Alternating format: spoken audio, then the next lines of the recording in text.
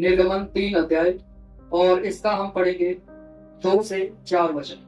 तब यहोवा का दूत झाड़ी के बीचों बीच अग्नि की ज्वाला में उसे दिखाई दिया। मूसा ने दृष्टि की तो क्या देखा कि एक झाड़ी जल रही है, परंतु वह झाड़ी भस्म नहीं हो रही है। तब मूसा ने कहा, मैं उधर जाकर इस अद्भुत दृश्य को देखूं कि यह झाड़ी क्यों नहीं भस्म हो रही है। जब यहोवा ने देखा कि वह देखने को मुड़ा है, तब परमेश्वर ने उसे झाड़ी के बीच से पुकार कर कहा, हे मूसा, हे मूसा। उसने कहा, मैं यहाँ हूँ। इससे हम थोड़ा सीखेंगे और समझने की कोशिश करेंगे कि परमेश्वर जो है वह किस रीति एक व्यक्ति के जीवन में काम करना शुरू करता है। आपको एक समय याद होगा जब मूसा इस्राएलियों को मिस्र देश से निकाल करके लेके आ रहा और बीच रास्ते में लाल समुद्र पड़ा। लाल समुद्र तक पहुंचने से पहले भी जो इजरायली लोग थे या उनके बीच में जितने भी लोग मिले जुले हुए थे, वे सब लोग मूसा पर अटैक किया करते थे। अटैक का मतलब है उसको परेशान किया करते थे, उसके विषय में कुड़कुड़ाया करते थे, परमेश्वर के लिए कुड़कुड़ाते थे।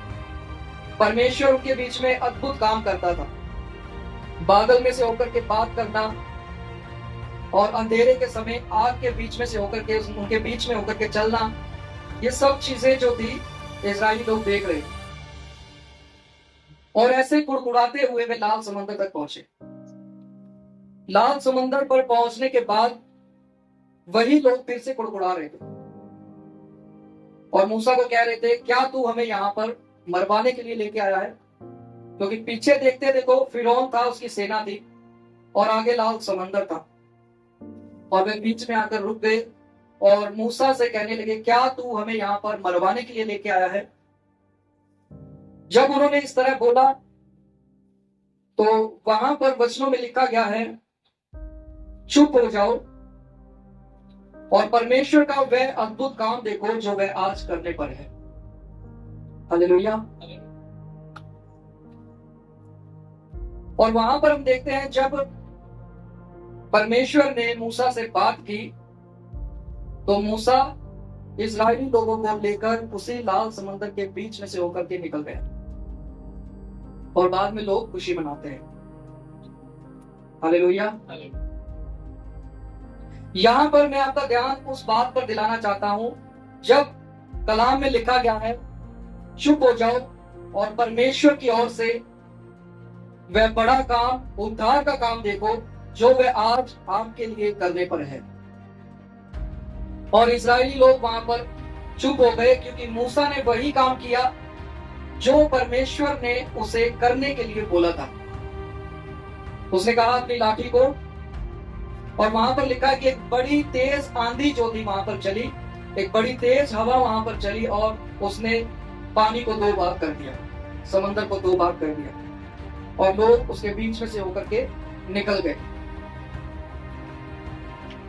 परमेश्वर आज के इस कलाम के द्वारा आपको ये कहना चाहता है, चुप हो जाओ और ये जान लो कि मैं ही परमेश्वर हूं, मैं ही यहोवा। हालेलुया। हम सब जानते हैं कि हम एक ऐसे संसार में, एक ऐसी सोसाइटी में रहते हैं, ऐसे लोगों के बीच में रहते हैं जहां पर सिर्फ और सिर्फ भाग दौड़ है। ऐसे संसार में जहां पर हर एक व्यक्ति किसी ना किसी चीज के लिए सिर्फ दौड़ रहा है। कोई पैसों के पीछे भाग रहा है कि वह जल्दी धनी हो जाए, कोई अपने नाम और शोहरत के लिए भाग रहा है कि उसको लोग अच्छे से जानने लगे, उसका अच्छा नाम हो जाए, और कोई अलग अलग तरीके से उत्तर पाने के लिए इधर उधर भाग रहा है, भटक रहा है। हालेलुया। अलग अलग तरीके से लोग जो है संसार में अलग अलग दौड़ रहे हैं, लगे हुए हैं। और लोगों के बीच में परमेश्वर की उपस्थिति होने के बावजूद भी लोग जो है वह परमेश्वर की उपस्थिति को महसूस नहीं कर पाते। और उसका कारण है कि हर एक व्यक्ति जो है वह दौड़ में लगा हुआ है, सिर्फ दौड़ रहा है, उसके विचार दौड़ रहे हैं, उसका मन दौड़ रहा है, जो एक जगह पर स्थिर नहीं है, एक जगह पर शांत नहीं है। हालेलुया। एक व्यक्ति दूसरे लोगों को देखकर उन्हीं के पीछे वैसा ही दौड़ना शुरू करता है और वैसा ही दौड़ता चला जा रहा है। हालेलुया। क्या मैं गलत कह रहा हूं? एक व्यक्ति अगर किसी को देख रहा है कि फला व्यक्ति आगे निकल रहा है तो वह भी क्या सोचेगा कि मैं भी आगे निकलूंगा, इसी प्रकार मैं भी दौड़ूंगा। पर वह ये नहीं देखेगा कि उसने परमेश्वर की अगुवाई में अपनी दौड़ शुरू की है, वह परमेश्वर को जानता है या नहीं जानता। पर हम सिर्फ ये देखेंगे कि उसने अच्छी दौड़ दौड़ी है, चाहे वो अपने परिवार के लिए हो, चाहे इस दुनिया के लिए हो, चाहे अपने नाम शोहरत के लिए हो या किसी और चीज के लिए। हम वहां पर परमेश्वर को नहीं देखते। हालेलुया। तो हर प्रकार से एक व्यक्ति जो है दौड़ में लगा हुआ है और ये भूल जाता है कि मैं एक चुना हुआ व्यक्ति हूं और वचन उसको कहता है चुप हो जाओ और वह काम देखो जो यहोवा आपके लिए करने पर है। पर हम उन इस्राएलियों की तरह बन जाते हैं कि जब हम परमेश्वर के बड़े काम भी देख रहे हैं, परमेश्वर हमारे बीच में से होकर भी चलता है, पर हम उसकी उपस्थिति का आनंद नहीं ले पाते और हमारे पास सिर्फ कुड़कुड़ाना रह जाता है। हालेलुया। समझ पा रहे? वे इजरायली लोग सब कुछ देख रहे थे, परमेश्वर को सुन भी रहे थे, देख भी रहे थे, उसके अचंभे काम भी देख रहे थे, ये भी देख रहे थे परमेश्वर ने 10 विपत्तियां जो थी मिस्र देश पर डाली और मिस्र देश को तबाह कर दिया। मिस्र की सेना, राजा, सबको उसने पानी में डुबाकर खत्म कर दिया। ये सब कुछ देखने के बाद भी क्या हुआ? वह लोग परमेश्वर से दूर ही रहे। हालेलुया। तो प्रभु जो है वह हमें कहना चाहता है कि शांत हो जाओ और सुनो मैं क्या कहना चाहता हूं, जो कि हम कभी भी सुनने की कोशिश नहीं करते। हम कभी भी सुनने की कोशिश नहीं करते हैं। अगर एक व्यक्ति प्रार्थना में बैठा है, अगर वो प्रार्थना कर रहा है तो तुरंत प्रार्थना जैसे ही उसका खत्म होगा, जैसे ही एक व्यक्ति आमीन बोलेगा, तुरंत वह प्रार्थना में से उठेगा और फिर से अपनी उसी दुनिया में वापस आ जाएगा। उसके पास समय नहीं है कि वह एक्स्ट्रा 5 मिनट, 10 मिनट, 15 मिनट परमेश्वर के साथ बैठ सके और सुन सके कि परमेश्वर उससे क्या बात करना चाहता है। हालेलुया। और हमारे खुद के प्रार्थना जीवन जो है वह ऐसा ही है। हम ये जानते हैं कि परमेश्वर की उपस्थिति हर एक तरह के बंधनों को तोड़ने के लिए काफी है। परमेश्वर का अभिषेक हर एक तरह के जुए को हटा डालता है। पर फिर भी इतना सब कुछ जानते हुए भी हम जो प्रार्थनाएं करते हैं, वो प्रार्थना करने के बाद हम परमेश्वर के चरणों में बैठते नहीं है कि वो क्या बात करना चाहता है हम सुने, वो हमारी क्या अगुवाई करना चाहता है हम सुने। हम मांगते तो हैं पर हमें मिलता नहीं, क्योंकि वचन कहता है हम अपनी लालसाओं में होकर मांगते हैं, अपनी बुराई में होकर मांगते हैं। हालेलुया। समझ रहे कि नहीं? आप मांग रहे हैं पर आप सिर्फ बोलते हैं परमेश्वर मेरा मार्गदर्शन कर, पर जब मार्गदर्शन लेने की बारी आती है, जब परमेश्वर को सुनने का समय होता है, तब हम आमीन बोलकर उठ जाते हैं। तो आपको कैसे मार्गदर्शन मिलेगा? हालेलुया।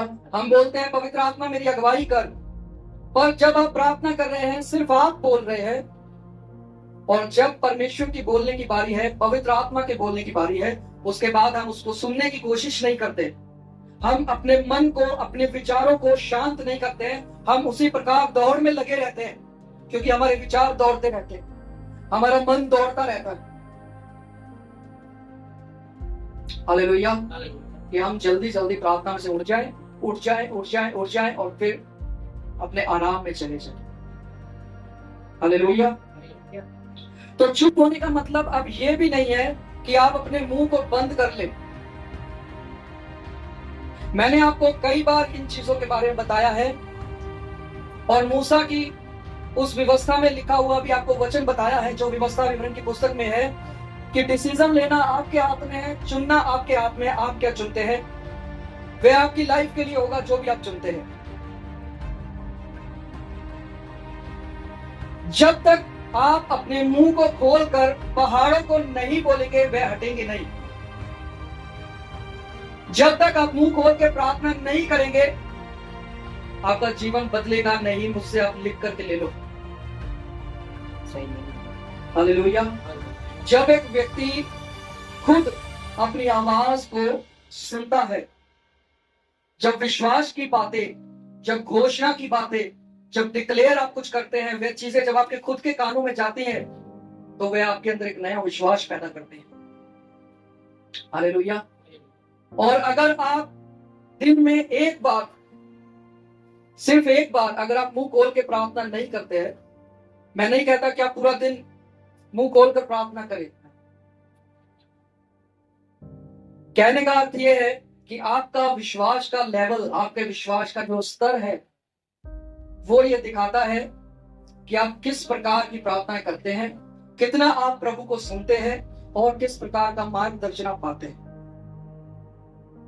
हालेलुया। तो चुप होने का मतलब ये नहीं है कि हम अपना मुंह बंद करके सिर्फ बैठे रहे। इसका मतलब ये है कि हम अपने विचारों को शांत कर लें। हम प्रार्थना करते करते करते एक ऐसे लेवल पे पहुंच जाए कि जब हमें आमीन करना है तो वहां तक हमारे विचार जो है बिल्कुल बिल्कुल शांत हो जाए। और शांत होने के बाद हम अपनी चिंताओं को, जिस विषय में हम कुड़कुड़ाते हैं, उनको भी हम क्या करें, परमेश्वर के हाथों में दे दें और अपने आप को चुप करके हम उस उपस्थिति में बैठाएं और हम सुने कि हम परमेश्वर क्या चाहते हैं। कि प्रभु, मेरी इच्छा तो ये है जो मैंने प्रार्थनाओं में रखी है, अब मैं सुनने के लिए तैयार हूं, तू क्या चाहता है, मेरा मार्गदर्शन कर। हो सकता है परमेश्वर आपसे वचन के द्वारा बात करना चाहता हो। वो आपको बाइबल का कोई वचन दे कि अब तूने प्रार्थना कर लिया है, ठीक है, अपनी बाइबल उठा, इस किताब को खोल, इसका ये अध्याय खोल, इसका ये वचन खोल और पढ़। हालेलुया। और अब प्रार्थना के बाद कभी बाइबल उठाते ही नहीं।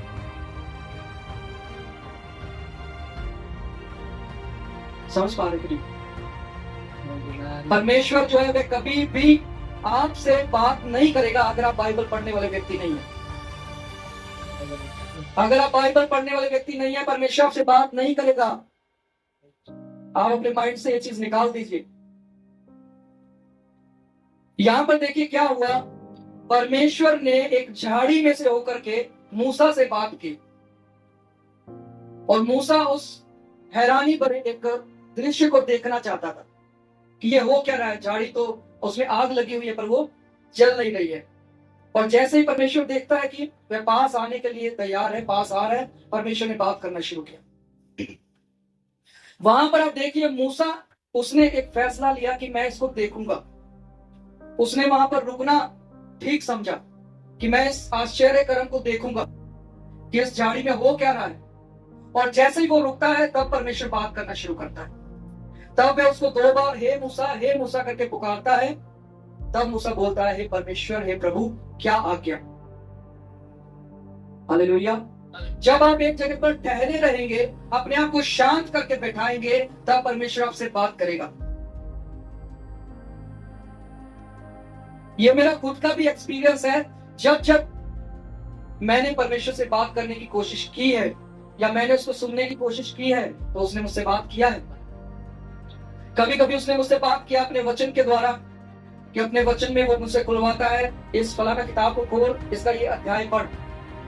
कभी कभी वो डायरेक्ट बात करता है और कभी कभी नहीं भी करता, क्योंकि कभी कभी हमारे पास उत्तर होते हैं पर हम ध्यान नहीं देते। हालेलुया। तो हम अपने आप को विचारों से, डर से और जो हमारा मन का भटकना है उससे हम थोड़ा सा अपने आप को दूर करें, ताकि हम अपने आप को थोड़ा शांतमय तरीके से बैठा सके और हम परमेश्वर को सुन सके। हालेलुया।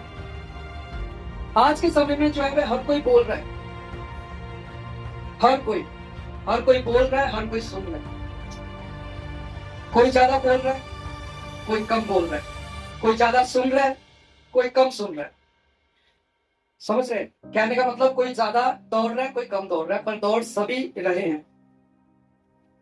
पर जिस मार्ग पर हमें दौड़ना है उस मार्ग पर हम नहीं दौड़ रहे।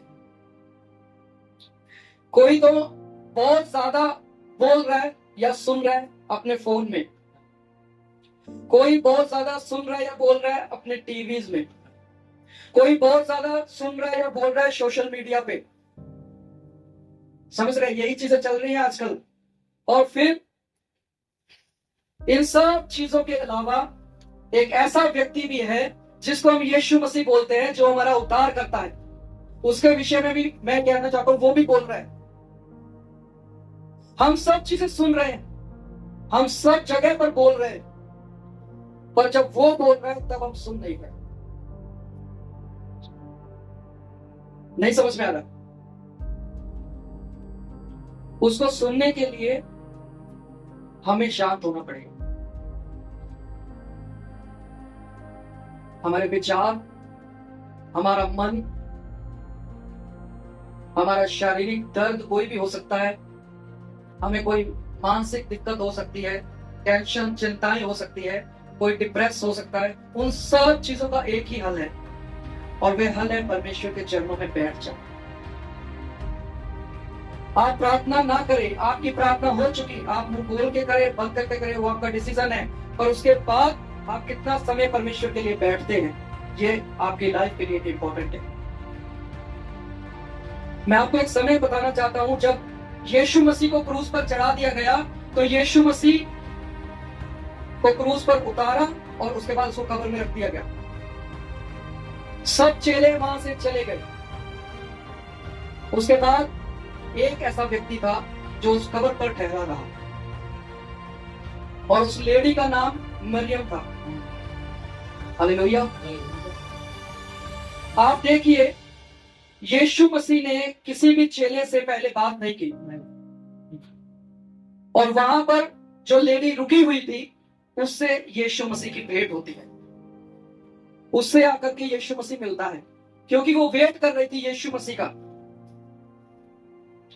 हालेलुया।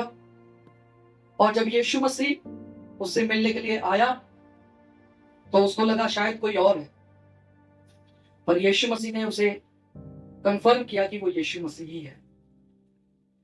और अगर वो लेडी वहां पर रुकी नहीं रहती, मरियम वहां पर रुकी नहीं रहती, वेट नहीं करती उसका, तो क्या यीशु मसीह उससे बात करता? क्या यीशु मसीह का पहला दर्शन क्या वो मरियम पाती? हालेलुया। हम दूसरे लोगों को देखते हैं कि उस व्यक्ति के पास ये वरदान है, हमारे पास नहीं है। उस व्यक्ति के पास पवित्र आत्मा के ये फल है, हमारे पास नहीं है। उस व्यक्ति के पास बाइबल का ज्ञान है, हमारे पास नहीं है। वो व्यक्ति परमेश्वर की अगुवाई में 40, 50, 200, 250 उपवास रख सकता है, हमने एक भी नहीं रखा। आप मुझे ये बताइए, अगर आप सब चीजें दूसरे व्यक्ति में देखेंगे तो आप अपनी लाइफ में ये चीजें कब देखेंगे? हालेलुया। वचन कहता है, अपने आप को देखो, अपने आप को जांचो, तुम्हारा प्रेम कहां पर ठंडा हुआ, तुम कहां से गिरे हो, मैंने तुम्हारे कामों को देखा है, परमेश्वर कहता है। हालेलुया। तो हमें अपने कामों को देखने का जरूरत है कि हम कहां पर ठंडे पड़ गए। परमेश्वर तो कहता है कि मैं तुझे आज्ञा देने के लिए तैयार हूं, पर हम वहां तक पहुंचते ही नहीं है जहां पर परमेश्वर बोले। अगर आप चिंता के विषय में बात करेंगे तो परमेश्वर आपसे बात करेगा। अगर आप कुछ सॉल्यूशन चाहते हैं तो परमेश्वर बात करेगा। अगर आप किसी को माफ नहीं कर पाते हैं तो परमेश्वर बात करेगा। पर उसका आखिर में जाके सिर्फ एक ही नतीजा निकलता है, एक ही हल है कि हम प्रार्थना के बाद परमेश्वर के चरणों में बैठे रहें, उसका वेट करें।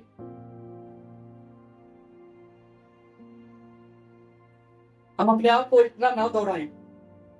आप इतना दौड़ दौड़ के अभी तक यहां तक पहुंचे, तो आपको क्या लगता है, आप अपने बल पे पहुंचे या मैं अपने बल पे पहुंचाऊं? ये उसकी दया है कि हम अब तक यहां पर हैं। हालेलुया। वो कहता है, अगर मैं चिड़िया को खाना दे सकता हूं तो क्या तुझे नहीं दे सकता? अन्य जाति लोग इस विषय में चिंता करते हैं, अपने आप पर बोझ रखते हैं। अन्य जाति लोग, विश्वासी लोग नहीं, अन्य जाति लोग बोलता है चिंता करते हैं कि हम क्या खाएंगे, क्या पिएंगे, क्या पहनेंगे, कहाँ रहेंगे, क्या करेंगे, क्या नहीं करेंगे।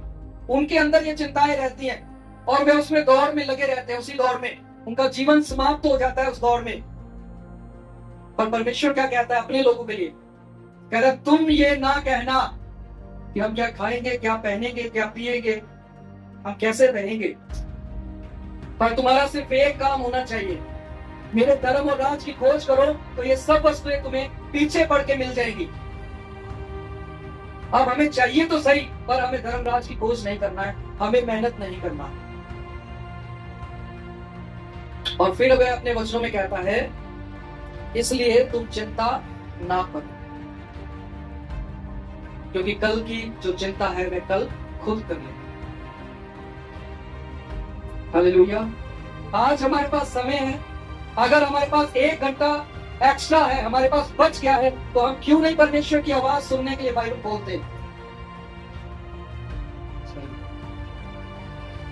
हम अपने अंदर इतना अपना दौड़ में लगे हुए हैं, हम इतना उलझे हुए हैं, हर एक चीज में अपने आप को इतना उलझाए हुए हैं कि हम उस तरफ देख ही नहीं पाते कि शायद बाइबल में से परमेश्वर मुझसे बात करेगा और मेरी परिस्थितियों के लिए परमेश्वर मुझे सॉल्यूशन देगा। पर हम अपने सॉल्यूशन को बाहर ढूंढते फिरते हैं जो आपके अंदर है। हालेलुया। परमेश्वर कहां बैठा है? कुरिन्थियों की पत्री बताती है, पौलुस ने लिखा, क्या तुम नहीं जानते कि परमेश्वर तुम्हारे अंदर है, तुम में वास करता है। अब वो वास क्यों करता है? लिखता है क्योंकि तुम परमेश्वर का घर और मंदिर हो। तो वो कहता है क्या तुम नहीं जानते कि तुम परमेश्वर का मंदिर हो जो तुम में वास करता है? तो आपके अंदर परमेश्वर तो वास कर रहा है, तो बात क्यों नहीं कर रहा? क्या दिक्कत है, क्या परेशानी है? आप उसकी आवाज को सुन क्यों नहीं पा रहे? बोलिए, क्या वचन झूठे हैं जिसने बोला कि आप परमेश्वर का मंदिर है? क्या परमेश्वर झूठा है जो कहता है कि मैं बात करता हूं? कौन झूठा है? हम झूठे हैं, जो हम अपने आप को धोखे में रखते हैं और हम कहते हैं कि हम जैसा चाहे वैसे चलेंगे और जैसा हम चल रहे हैं वैसे ही चलते रहेंगे, और हम चाहते हैं कि इस तरीके से परमेश्वर हमसे बात करे और वह वैसा ही करे। हम परमेश्वर को बताएंगे कि उसे हमसे कैसे बात करना है। हालेलुया। समझ पा रहे कि नहीं? तो अपने आप को उस दौड़ में लगाएं जिस दौड़ की बात पौलुस करता है। बोलता है मैं अपने दौड़ में लगा हुआ हूं। क्या पौलुस पागल था? वो उस दौड़ में लगा हुआ था, उसके पास ढेरों ज्ञान की बातें थी। उस समय का एकदम नंबर 1 व्यक्ति जो ज्ञान में सबसे ऊपर था। हालेलुया। उस समय के मैं कहूंगा कि वो पुलिस वालों के साथ जैसे आजकल लोग काम करते वैसे वो करता था। उसके पास बहुत सारे अधिकार थे। हमने देखा वो मसीहियों को कैसे सताता था, मरवा डालता था, उस पर फिर भी कोई उंगली नहीं उठाता था। और फिर वह व्यक्ति सब कुछ अपना पीछे छोड़कर जब यीशु में आ गया तो बोलता है कि अब मैं इस दौड़ में लगा हुआ हूं कि मैं उस इनाम को हासिल कर लूं जो मेरे लिए रखा है। हालेलुया। आप यहां पर कुछ भी प्राप्त कर ले, वचन कहता है अगर हम पूरे जगत को प्राप्त कर ले और खुद की हानि उठा ले तो उसका क्या फायदा? आप सब कुछ प्राप्त कर लीजिए, आप सब कुछ सीख लीजिए, आप सब कुछ सुन लीजिए, सब कुछ देख लीजिए, सब ज्ञान को इकट्ठा कर लीजिए, पर खुद को गवा देंगे तो उसका क्या फायदा? आखिर में आप परमेश्वर को क्या मुंह दिखाएंगे? क्या वहां पर ऐसे मुंह लटका करके आप खड़े रहेंगे, या आप यीशु मसीह के साथ एकदम सीधा खड़ा रहेंगे? हालेलुया। समझ पा रहे हैं कि नहीं? आपको सिर्फ यहां पर इतना सोचने की जरूरत है कि आप प्रतिदिन परमेश्वर की अगर आवाज सुनना चाहें तो परमेश्वर आपसे बात करेगा कि नहीं। या आपके अंदर ये विचार चलेंगे कि आज तक तो बात किया नहीं, आज तक तो मैंने आवाज सुना नहीं, अब क्या बात करेगा, चलो देखते हैं, करके देखते हैं, शायद कर ले करके देखते हैं। हालेलुया।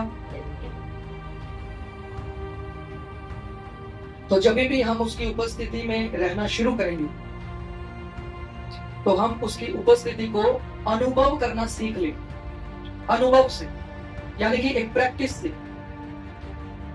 ये एक दिन का काम नहीं है। हालेलुया। जैसे कि एक भेड़ का बच्चा है, उसका एक चरवाहा है, वो भेड़ का बच्चा जो है वो तुरंत ही अपने चरवाहे की आवाज को पहचानना शुरू नहीं करता है, नहीं करता है ना। धीरे धीरे उसको अपने चरवाहे की आवाज पहचान में आना शुरू होता है और वह उसकी प्रैक्टिस के बाद होता है। चरवाहा उसको बार बार आवाज देगा और फिर उसको सिखाएगा। या फिर हम ऐसा सोचें कि एक बच्चा, जिससे हम छोटे से बच्चे से बात कर रहे हैं, हम उसको बार बार नाम पुकारेंगे, उसको आदत नहीं है, उसको उसका नाम नहीं पता, हमारी आवाज के बारे में नहीं पता, खुद की आवाज के बारे में नहीं पता है। हम बार बार उसका नाम पुकारेंगे पुकारेंगे पुकारेंगे, तब जाकर के उसको पता लगेगा कि ये मेरा शायद कोई है, और फिर उसकी आवाज को पहचानने लगेगा। और ये भी एक प्रैक्टिस है। हालेलुया। और जब एक व्यक्ति को अच्छा अनुभव होने लगता है, प्रैक्टिस होने लगती है, तो वो चलते फिरते भी परमेश्वर से बात कर लेगा और सुन लेगा उसकी आवाज की वो क्या चाहता है। अगर आपके सामने कोई चीज खाने के लिए रखी जाए, आप प्रार्थना करो ना करो, अगर परमेश्वर आपको बोल रहा है ये नहीं खाना, तभी भी आप तुरंत उसकी आवाज सुन लेंगे, क्योंकि आपकी प्रैक्टिस वैसी हो जाएगी। पर वहां तक पहुंचने के लिए क्या होगा? एक शुरुआत करनी जरूरी है, एक ठहराव होना जरूरी है। हालेलुया। यहां पर मूसा जो है वह परमेश्वर की जलती हुई झाड़ी के पास जाता है और वहां पर रुकता है कि उस हैरानी भरे काम को देखे। और जैसे ही वो हैरानी भरे उस काम को देखने के लिए मुड़ता है, तब परमेश्वर उससे बात करता है, वह ठहरता है, तब उसके बाद उसको आज्ञा मिलती है। फिर वो मिस्र के लिए निकलता है, अपने लोगों को छुड़ाने के लिए। इसी प्रकार जब आप बैठेंगे, आप परमेश्वर को सुनेंगे, आपको आज्ञा मिलेगी, आप फिर वो काम करेंगे और आप बड़े छुटकारे को देखेंगे। अगर आप सुनेंगे, वो छुटकारा आपकी चंगाई के विषय में हो सकता है, वो छुटकारा किसी ब्रेक थ्रू के लिए हो सकता है, आपकी आर्थिक स्थिति के लिए हो सकता है, आपके जीवन में आपकी उन्नति के लिए हो सकता है। हालेलुया। पर वह मार्गदर्शन, वह सामर्थ हमको तब मिलेगा जब हम परमेश्वर के लिए ठहरते हैं। परमेश्वर हमारे लिए आज तक ठहरा हुआ है। उसने कहा यीशु मसीह का आगमन बहुत निकट है, वह द्वार पर खड़ा है। और एक वचन ऐसा भी लिखा है, कहता है वह हमारे विषय में धीरज धरता है कि कोई भी नाश ना हो जाए। लोग बोलते हैं ना यीशु मसीह आज तक तो आया नहीं, सब बोलते हैं इतने साल हो गए यीशु आएगा यीशु आएगा, तुम्हारा यीशु आज तक तो आया नहीं। पर वचन कहता है वह तुम्हारे विषय में धीरज धरता है, लोगों के विषय में धीरज धरता है कि कहीं कोई नाश ना हो जाए, इसलिए वो देरी कर रहा है कि आपका जीवन, मेरा जीवन, हर एक व्यक्ति का जीवन जो है वह नाश ना हो जाए, हम उद्धार प्राप्त कर ले, हमारा जीवन सुधर जाए। हालेलुया। अब ठहरने